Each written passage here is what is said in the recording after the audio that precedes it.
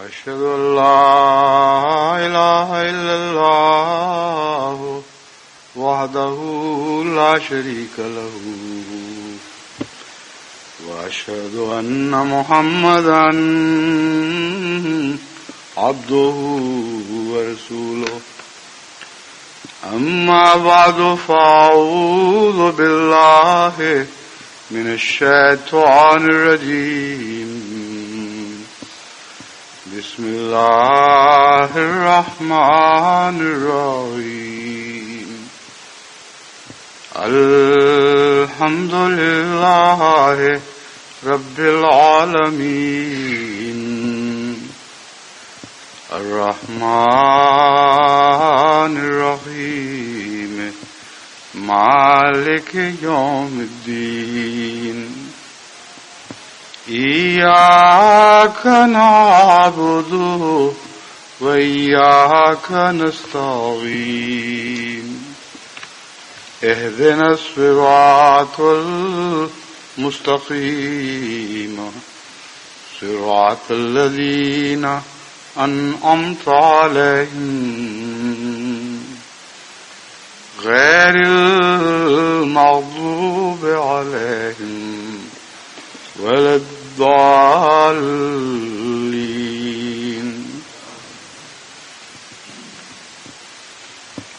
وقيل اليوم ننساكم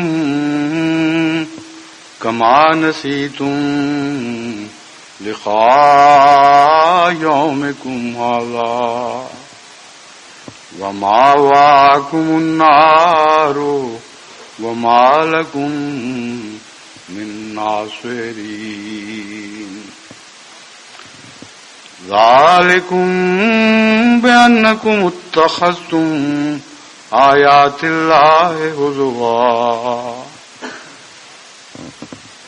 بأنكم اتخذتم آيات الله هزوا وغرتكم الحياة الدنيا فاليوم لا يخرجون منها ولا هم يستعتبون ولله الحمد رب السماوات ورب الأرض رب العالمين وله الكبرياء في السماوات والأرض وهو العزيز الحكيم. یہ آیات جن کی میں نے تلاوت کی ہے یہ سورہ الجاثیہ سے لی گئی ہیں. لہم وقیل اليوم ننساکم کما نسیتم لقاء یومکم ھذا ومأواکم النار وما لکم من ناصرین.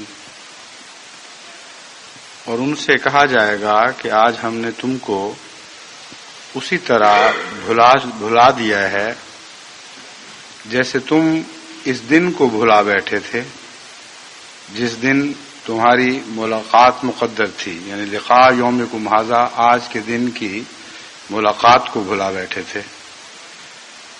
ومأواکم النار اور تمہارا ٹھکانہ جہنم ہے. وما لکم من ناصرین اور تمہارا کوئی مددگار نہیں ہوگا.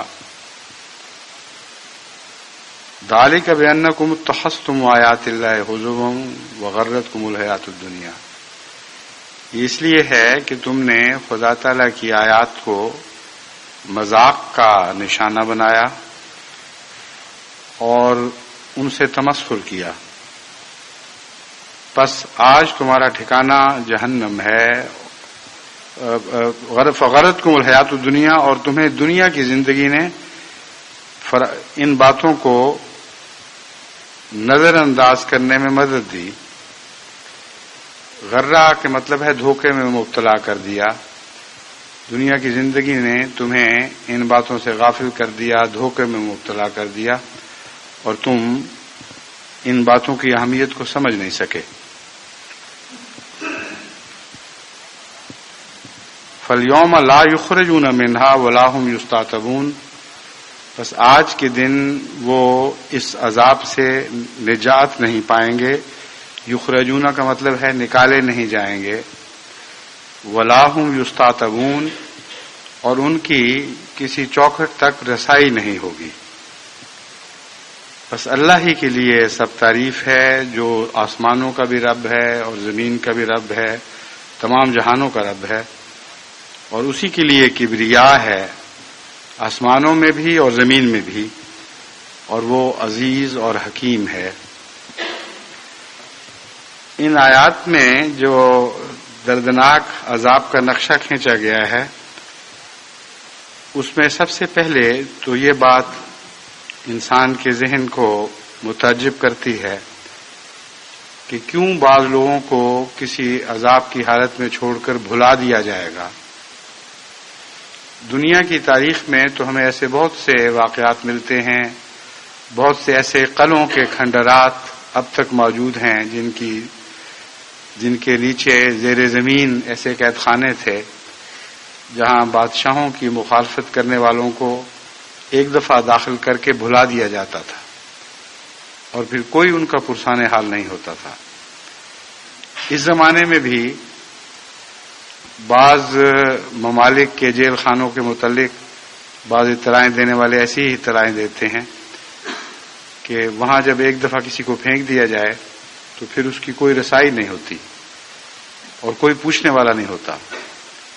چند سال پہلے مجھے یاد ہے کچھ احمدیوں کو بعض ظالموں نے شکایت کر کے سعودی عرب میں جیل میں بھجوا دیا، اور تقریباً 2 مہینے وہ اسی حالت میں پڑے رہے۔ کسی نے ان سے پوچھا نہیں کیا جرم تھا، نہ کوئی پیشی ہوئی، یہاں تک کہ جماعت کی کوششوں سے پھر بالآخر ان تک ہماری رسائی ہوئی اور ان کی داد رسی ہوئی۔ تو اس زمانے میں بھی ایسے ظلم دیکھنے میں آتے ہیں، مگر خدا تعالی نے جو فرمایا کہ قیامت کے دن بعض مجرموں سے یہی سلوک کیا جائے گا، تو یہ معاملہ تو دنیا کے معاملات سے کچھ الگ ہونا چاہیے۔ دنیا کے معاملات میں تو یہ طریق ظلم کا طریق ہوا کرتا ہے، اور خدا تعالی ظالم نہیں ہے۔ اس لیے خدا تعالی نے بھولنے کے مضمون کو بھولنے سے باندھا ہے۔ فرمایا کہ ہم تمہیں بھلا دیں گے جیسا کہ تم نے ہماری لقاء کو بھلا دیا۔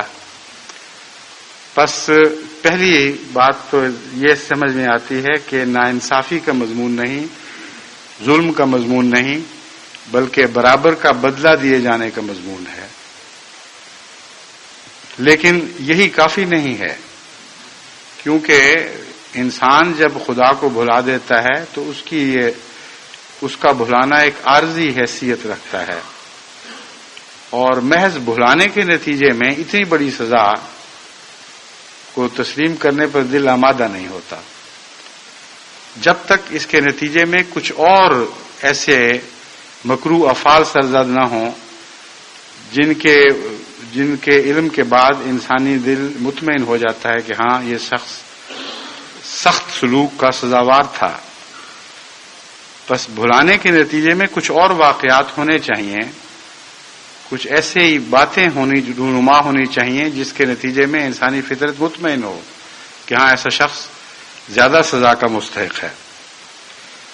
تو اسی مضمون کو خدا تعالیٰ پھر اگلی آیات میں کھولتا ہے، فرماتا ہے ذالکم بانکم اتخذتم آیات اللہ ہزوا وغرتکم الحیات الدنیا۔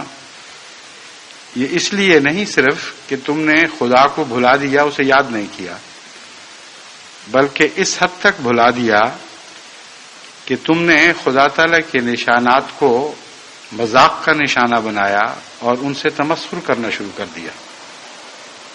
بس یہاں بھلانے سے مراد محض کسی کو دوست کو بھلا دینا نہیں، یا کسی فوت شدہ کو بھلا دینا نہیں، بلکہ مراد یہ ہے کہ اس سے بے خوف ہو جانا اور یہ یقین دل میں پیدا کر لینا کہ میں کبھی اس کے سامنے پیش نہیں کیا جاؤں گا۔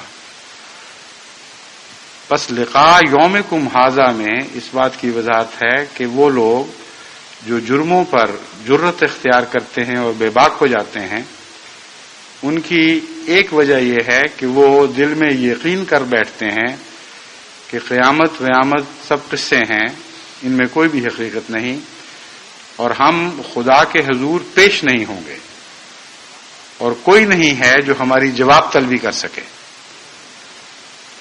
بس اس کے نتیجے میں دو سلوک ان سے کیے جائیں گے۔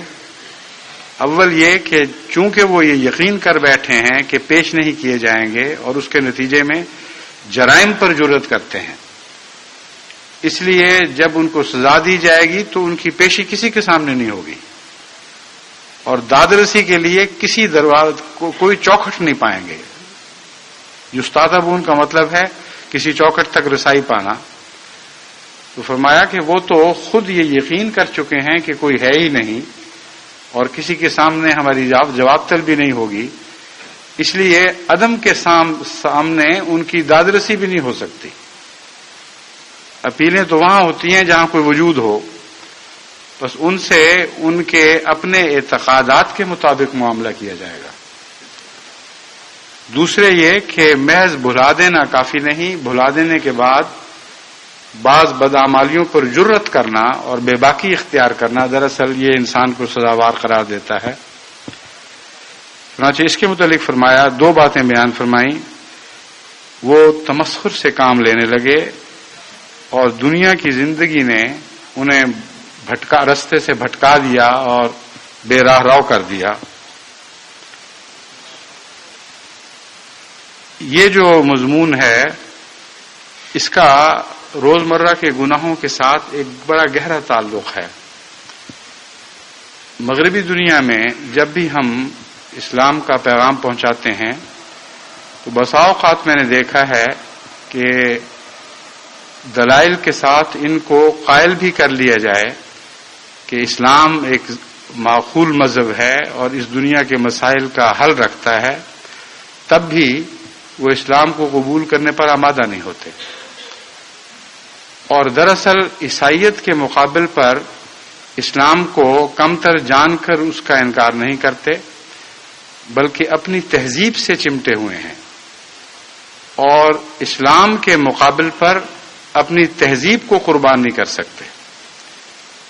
اس تہذیب نے ان کو بہت سی آزادیاں دے رکھی ہیں، ہر قسم کی لذت یابی کے سامان یہاں موجود ہیں، اور ہر قسم کی لذت یابی کی اجازت موجود ہے۔ بس غرتکم الحیات الدنیا کا یہ مطلب ہے کہ آخرت کے اوپر اور سزا پر ایمان کا نہ ہونا لازماً انسان کو دنیا کی طرف جھکا دیتا ہے، اور وہ دنیا کا کیڑا بن جاتا ہے۔ اور ان دونوں مضمونوں کا ایک دوسرے کے ساتھ گہرا تعلق ہے۔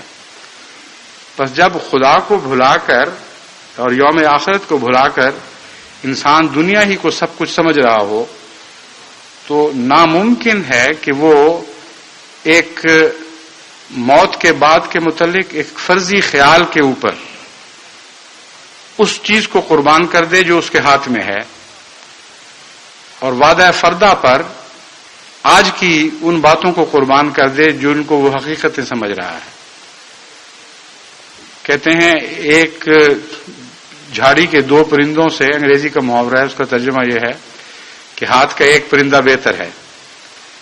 بس اسی قسم کا مضمون ہے جو صرف مغربی میں نہیں بلکہ مشرق میں بھی ذہنوں میں ابھرتا ہے، خواہ الفاظ میں بیان کیا جائے یا نہ کیا جائے، اور مختلف شعراء اسی مضمون کو خود تضحیق کا نشانہ بناتے ہیں۔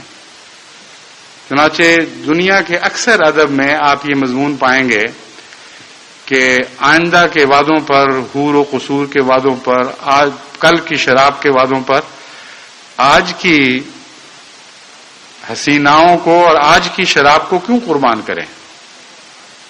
آج جو ہاتھ میں ہے وہ ٹھیک ہے، کل دیکھی جائے گی۔ چنانچہ الفاظ تو بہرحال مختلف ہوتے ہیں اور شاعرانہ تخیل کے ساتھ باندھے جاتے ہیں، لیکن بنیادی طور پر یہی مضمون ہے جو دنیا کے ہر ادب میں آپ کو ملے گا، اور اسی مضمون کو قرآن کریم ایک ٹھوس حقیقت کے طور پر گناہوں کا ذمہ دار قرار دیتا ہے، اور فرماتا ہے کہ سب سے بڑا محرک گناہ کا اور دنیا میں جھک جانے کا یہ یقین ہے کہ مرنے کے بعد کچھ نہیں ہوگا۔ اور یہ جو لقاء کے قصے ہیں سب یہ فرضی باتیں ہیں اور کہانیاں ہیں. چنانچہ یہ دراصل ان آیات سے پہلے جو آیات ہیں وہ اسی مضمون کو بیان کر رہی تھیں. میں نے درمیان سے تلاوت شروع کی. اب میں پہلی آیات دوبارہ پہلی آیات پڑھ کے سناتا ہوں تاکہ آپ کو ذہن نشین ہو جائے کہ کیا مضمون چل رہا تھا اور قرآن کریم ہمیں کیا سمجھانا چاہتا ہے. وَأَمَّا الَّذِينَ كَفَرُوا أَفَلَمْ تَكُنْ آيَاتِي تُتْلَى عَلَيْكُمْ فَاسْتَكْبَرْتُمْ وَكُنْتُمْ قَوْمًا مُجْرِمِينَ. بس وہ لوگ جنہوں نے انکار کر دیا افلم تکن آیاتی تتلی علیکم، کیا تمہارے سامنے ہماری آیات پڑھ کر نہیں سنائی جاتی تھیں یا ہماری طرف سے نشانات تمہارے سامنے پیش نہیں کیے جاتے تھے. فاستکبرتم، بس تم نے تکبر سے کام لیا اور تم قوم مجرمین بن گئے.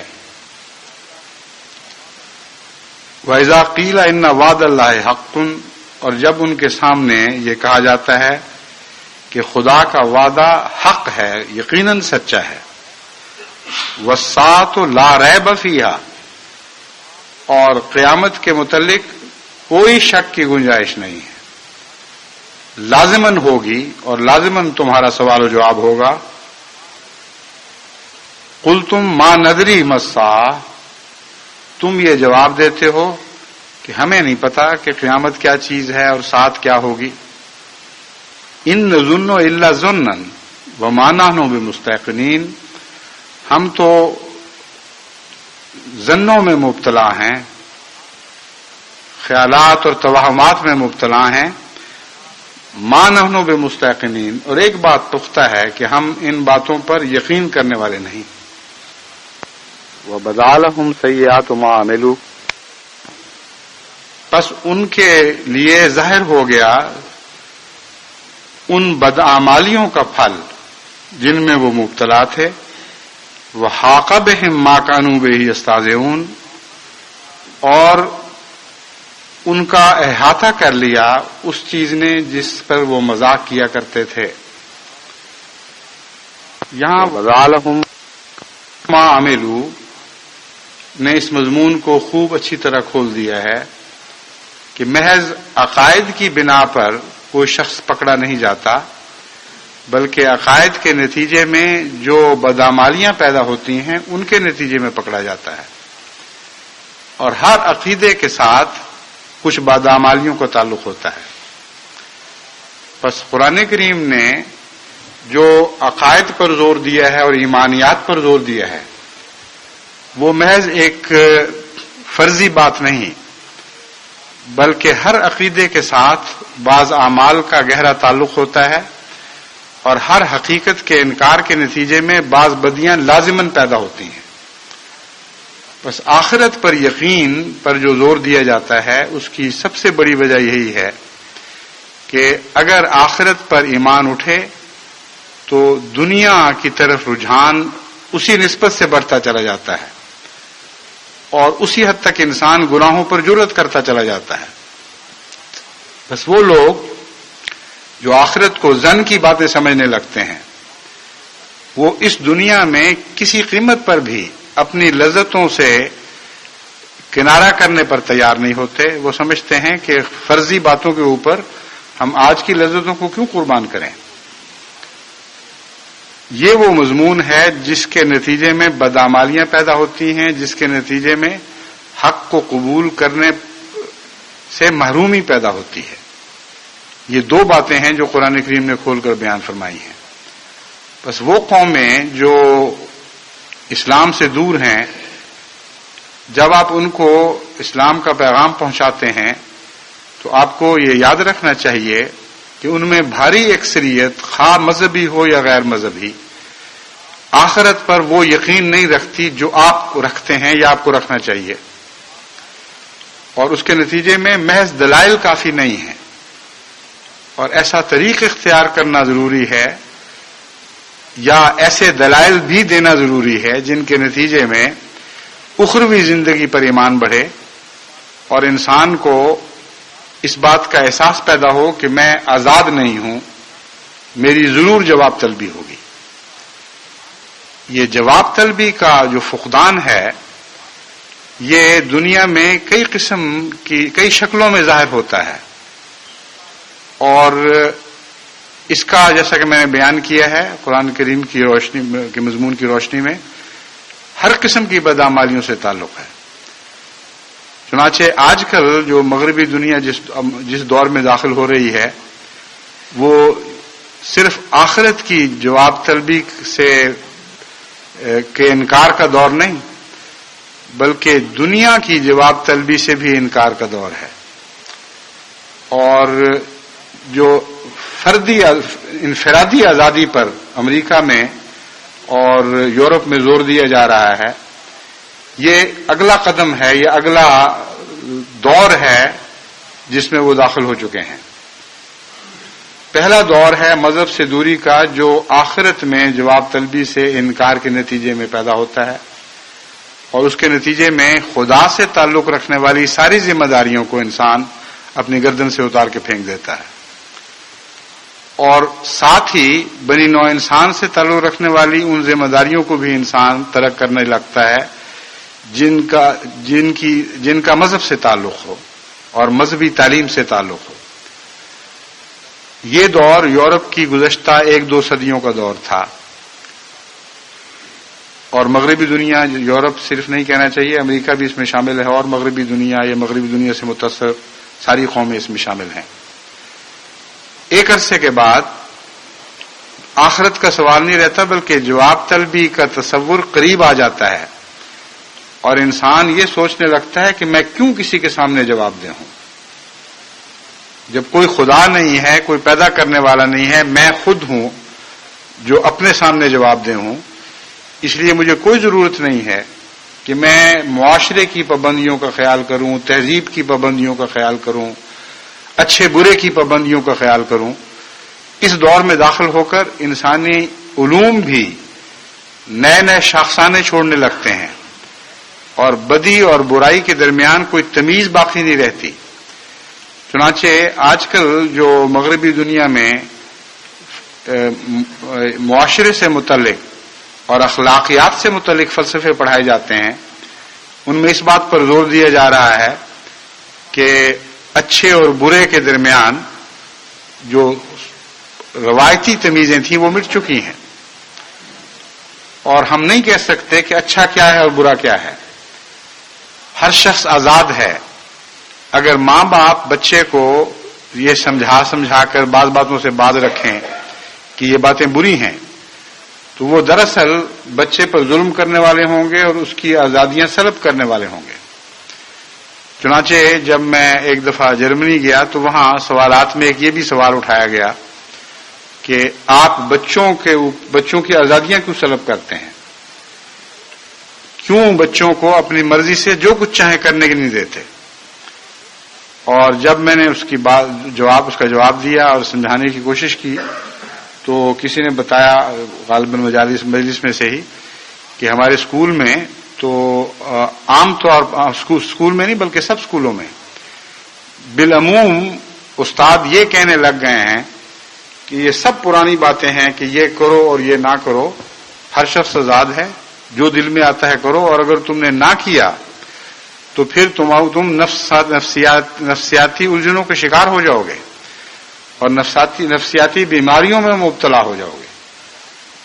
اب یہ جواب طلبی سے انکار اب آخرت کی بات نہیں رہی، اس دنیا میں آ گئی، اور اس کے نتیجے میں پھر حکومت کے قوانین سے انکار کا رجحان بھی بڑھتا چلا جاتا ہے، اور بے راہ روی جو ہے اس کی کوئی حد نہیں رہتی.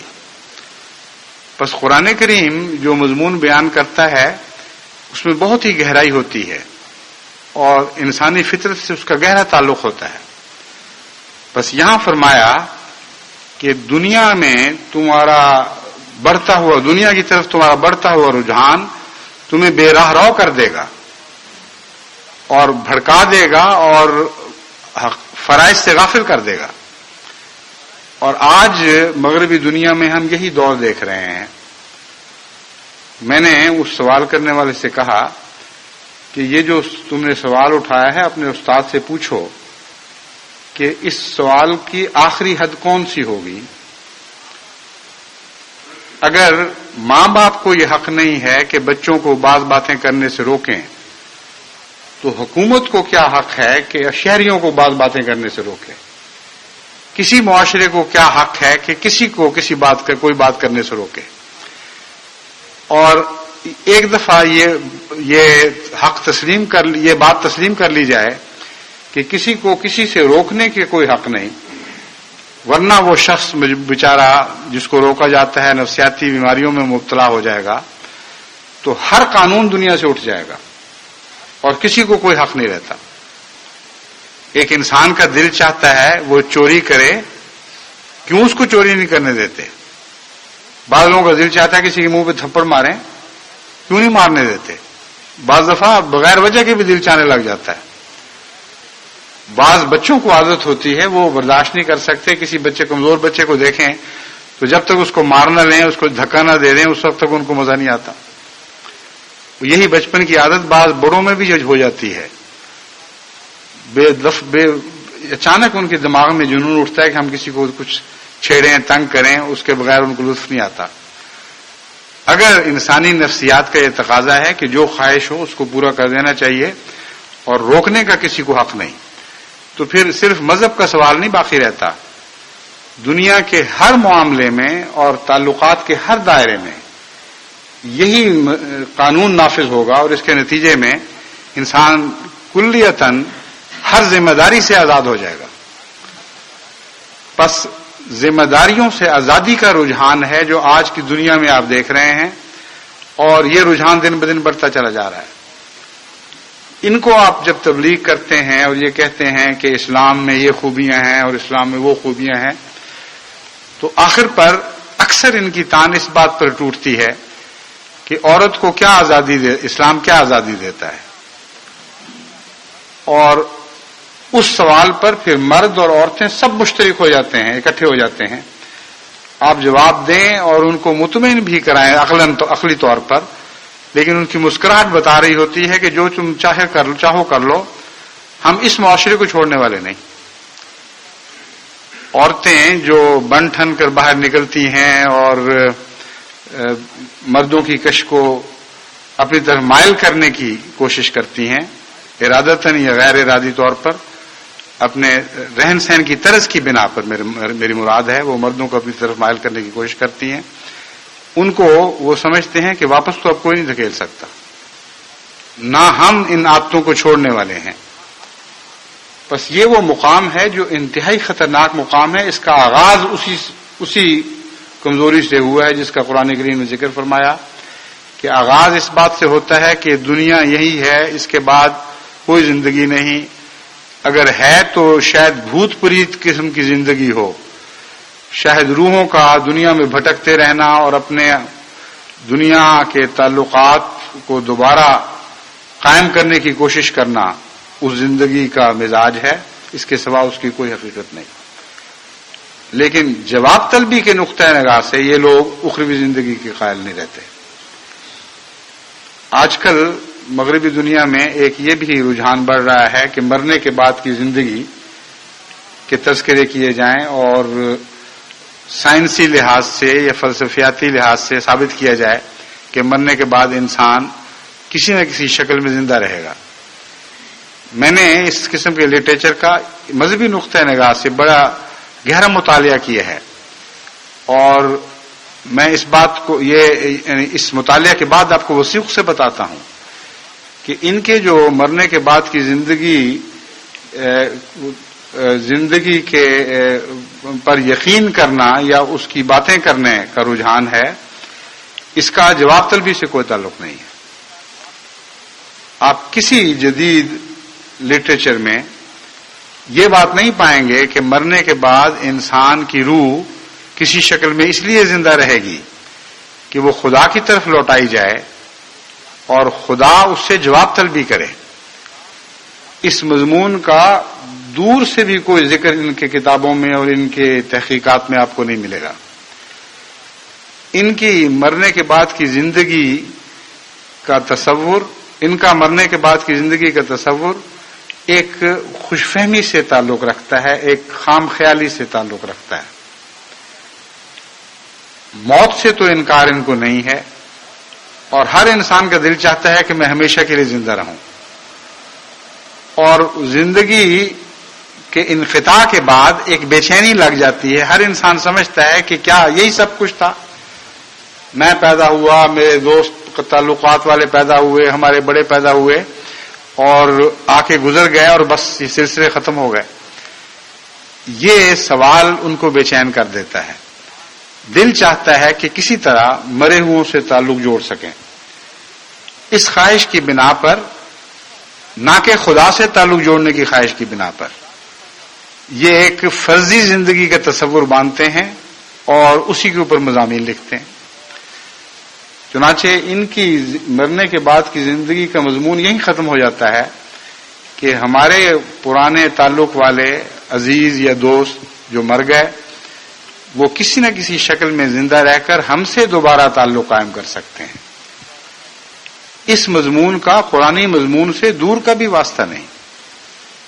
قرآن کریم فرماتا ہے کہ وہ خدا کی طرف لوٹائے جائیں گے اور دنیا سے ان کا ہمیشہ کے لیے تعلق منقطع ہو جائے گا۔ قرآن کریم فرماتا ہے وَحَرَامٌ عَلَىٰ قَرْيَةٍ أَنَّهُمْ إِلَيْهَا لَا يَرْجِعُونَ،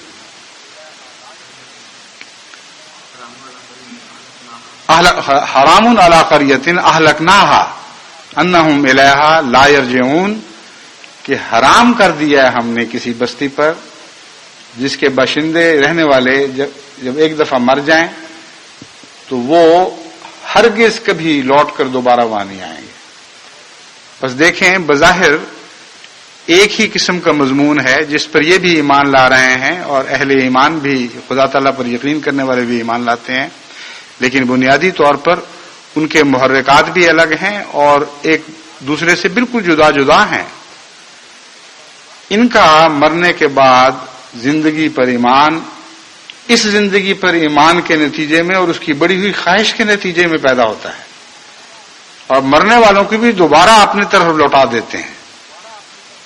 اور مذہبی تصور میں دنیا سے تعلق کاٹ کر روحوں کو خدا کی طرف واپس بھجوایا جاتا ہے اور وہاں جا کر وہ جواب دہ ہوتے ہیں۔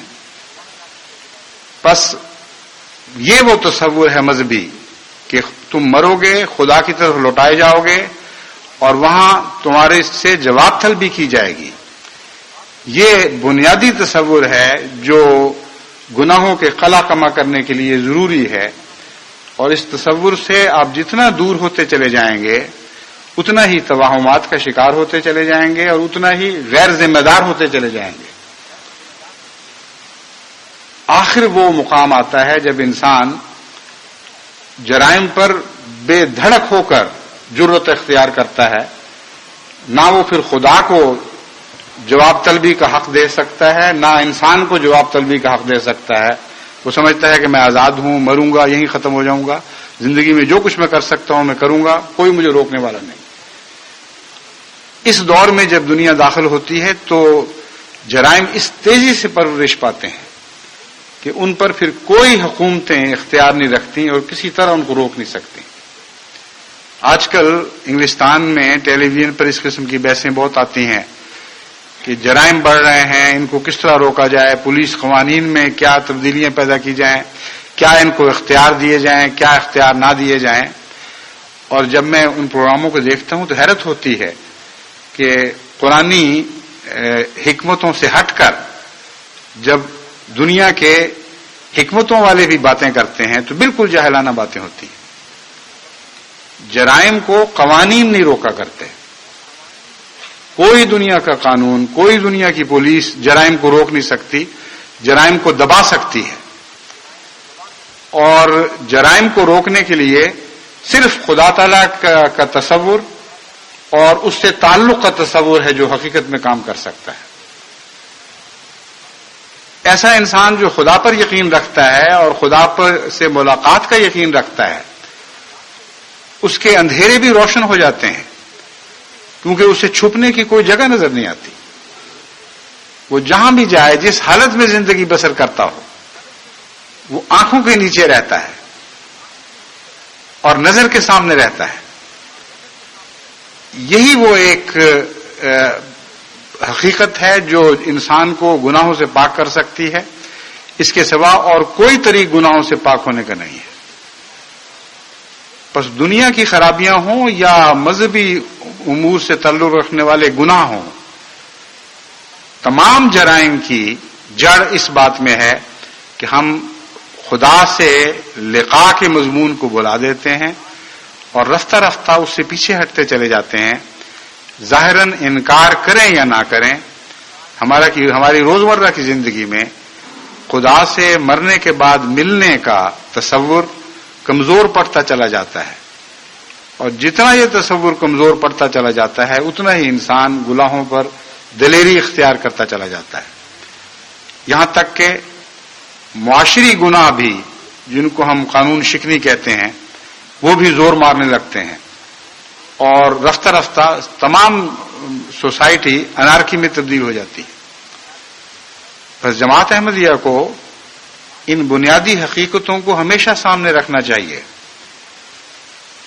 خواہ کوئی کتنی تلقین کرے سچائی کی، عبادتوں کی، نیکی اختیار کرنے کی، بنی نوع انسان سے ہمدردی کرنے کی، بنی نوع انسان کے حقوق ادا کرنے کی، کیسی کیسی اچھی نصیحتیں کیوں نہ کرے، جب تک سننے والے کو یہ یقین نہ ہو کہ میرا ایک خدا ہے اور مرنے کے بعد میں نے اس کے حضور پیش ہونا ہے، اس وقت تک یہ نصیحتیں اثر نہیں دکھا سکتی، یا دکھاتی ہیں تو ایک عارضی سا اثر دکھاتی ہیں. بس اس بنیادی حقیقت کو ہمیشہ یاد رکھنا چاہیے، اور حضرت مسیح موعود علیہ الصلوۃ والسلام نے اس پر اتنا زور دیا ہے اور مختلف رنگ میں اس پر روشنی ڈالی ہے کہ اگر حضرت مسیح موعود علیہ الصلوۃ والسلام کی کسی نے تحریریں پڑھی ہوں تو اس کے لیے ممکن نہیں ہے کہ وہ کبھی بھی اس بنیادی مضمون کو فراموش کر سکے. وہ جو نظم ہمیشہ شادیوں کے موقع پر پڑھی جاتی ہے، اس کا ٹیپ کا مصرع یہی ہے نا کہ سبحان یہ روز کر مبارک، یا یہ روز کر مبارک سبحانہ من یرانی، کہ اے خدا اس دن کو مبارک کر، اور ساتھ فرمایا عرض کیا سبحانہ من یرانی، پاک ہے وہ ذات جو مجھے ہمیشہ دیکھتی رہتی ہے. بس جو شخص اس یقین کے ساتھ زندہ ہے کہ ایک ذات اس کو ہمیشہ دیکھتی رہتی ہے، اس کی زندگی میں کوئی اندھیرا آ ہی نہیں سکتا.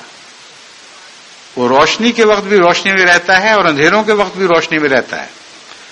اور یہ مضمون ایک جیسی شدت کے ساتھ سب پر چسپاں نہیں ہوتا. اندھیروں میں بھی نسبتیں ہوا کرتی ہیں، روشنی میں بھی نسبتیں ہوا کرتی ہیں. ایک اندھیرے سے انسان روشنی کی طرف منتقل ہوتا ہے تو اگلے ہی روشنی کے مقابل پر وہ پہلی روشنی اندھیرا دکھائی دینے لگتی ہے.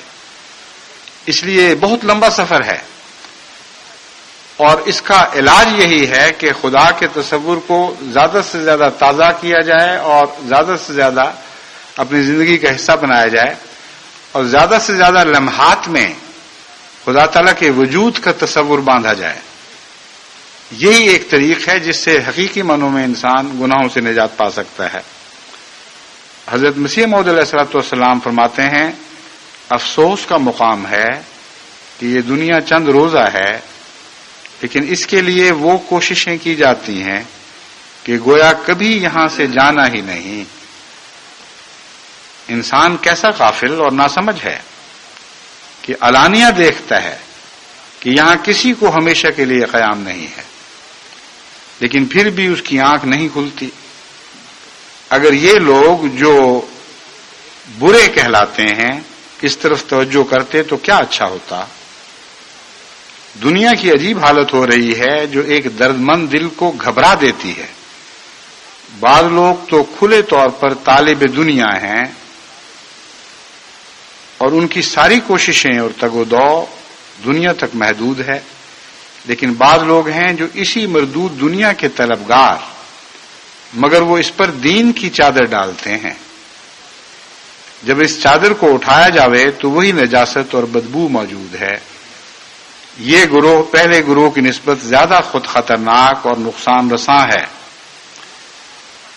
یہ پہلو جو ہے اس کو خاص طور پر پیش نظر رکھیں کہ محض دین کی چادر اوڑھ لینا کافی نہیں ہے، بلکہ حقیقت میں اس چادر کے اندر کی زندگی ہے جو خدا تعالی کی نظر میں رہتی ہے۔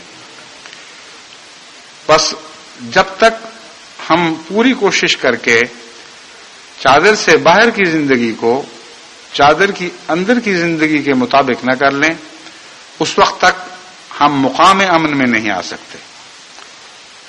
اور یہ بات کہنے کو آسان ہے لیکن بہت مشکل بات ہے،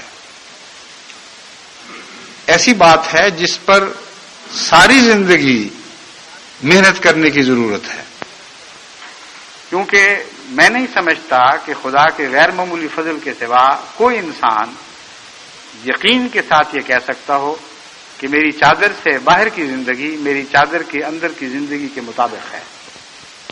معمولی فضل کے سوا کوئی انسان یقین کے ساتھ، بسا اوقات بڑے سے بڑے بزرگ کی بھی دو حالتیں ہوتی ہیں، ایک وہ جیسا کہ مسیح علیہ السلام نے فرمایا چادر اوڑھے ہوئے حالت کہ باہر سے لوگ اس کی دین کو دیکھ سکتے ہیں، اس کے دل کی حالت سے بے خبر اور اس کے خفیہ اعمال سے بے خبر رہتے ہیں، اور ایک وہ حالت ہے جو وہ اندر بیٹھا دیکھ رہا ہے۔ سب سے بڑی تکلیف اس بات کی ہوتی ہے کہ بعض لوگ اپنی اندر کی آنکھیں بند کر لیتے ہیں،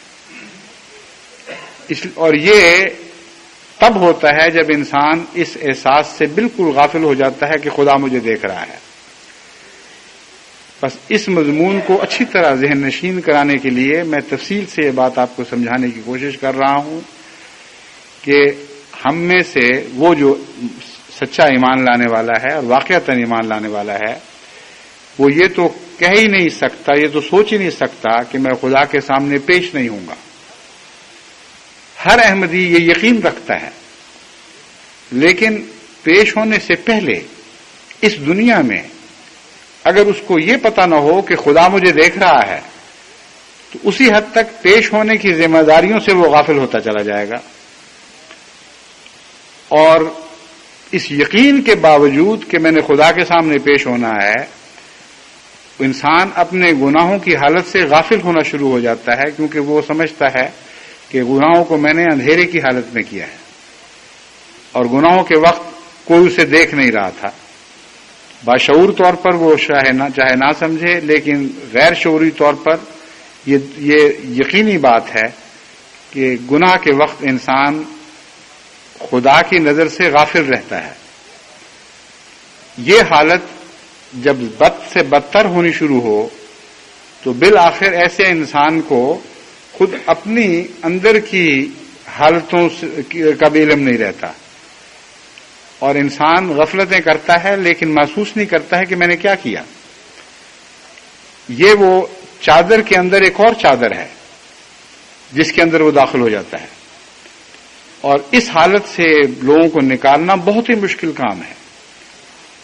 تربیت کے دوران ہر قسم کے مواقع پر میں نے یہ خاص طور پر محسوس کیا ہے کہ وہ شخص جس نے صرف ایک ہی چادر اوڑھی ہوئی ہے اور بظاہر نیک ہونے کے باوجود وہ خدا کی نظر سے غافل بھی رہتا ہے، اس کو اگر جھنجھوڑا جائے تو وہ سنبھل جاتا ہے اور بہت جلدی اس میں پاک تبدیلی پیدا ہوتی ہے۔ لیکن وہ شخص جس کی اپنی نظر دھندلا جائے، جو اپنے اعمال سے خود غافل ہو چکا ہو، اس کو جھنجھوڑ کر جگانا بہت ہی مشکل کام ہے، کیونکہ بسا اوقات وہ ایک بدی میں مبتلا ہوتا ہے، آپ اس کو کہتے ہیں تم کر رہے ہو تو وہ آگے سے بھڑک اٹھتا ہے اور کہتا ہے میں نہیں کرتا ایسی بات۔ آپ جھوٹے کو جھوٹا کہہ دیں، وہ ایسے غصے سے آپ کو جواب دے گا کہ تم ہوگے جھوٹے، تمہارے ماں باپ جھوٹے، میں تو بالکل جھوٹ نہیں بولتا، یا تم ہوتے کون مجھے جھوٹا کہنے والے۔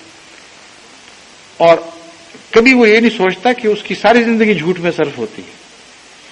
بس بہت سے ایسے گناہ ہیں جو خدا کی نظر تو درکنار خود اپنی نظر سے اوجھل ہو جاتے ہیں۔ اس حالت کا نام ہے ظلمات کے اوپر ظلمات، یعنی ایک ظلمت نہیں ہے بلکہ کئی قسم کی ظلمتوں کے اندر انسان گھرا ہوا ہے۔ بس صرف ایک ظلمت یعنی بیرونی پہلی ظلمت جو ہے وہ اتنی خطرناک نہیں، مگر جب ظلمت کے اندر ظلمت پیدا ہونی شروع ہو جائے تو رفتہ رفتہ انسان کو اس بات کا شعور ہی نہیں رہتا کہ میں کیا کر رہا ہوں، کیوں کر رہا ہوں.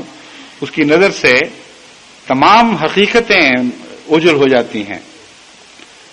ایسے انسان کے متعلق قرآن کریم فرماتا ہے کہ وہ ایک چوپائے کی طرح زندگی بسر کرتا ہے جو اوندھے منہ چلنے والا ہو، اس کا کوئی مرشد نہ ہو، کوئی اس کو ہدایت نہ دے سکتا ہو.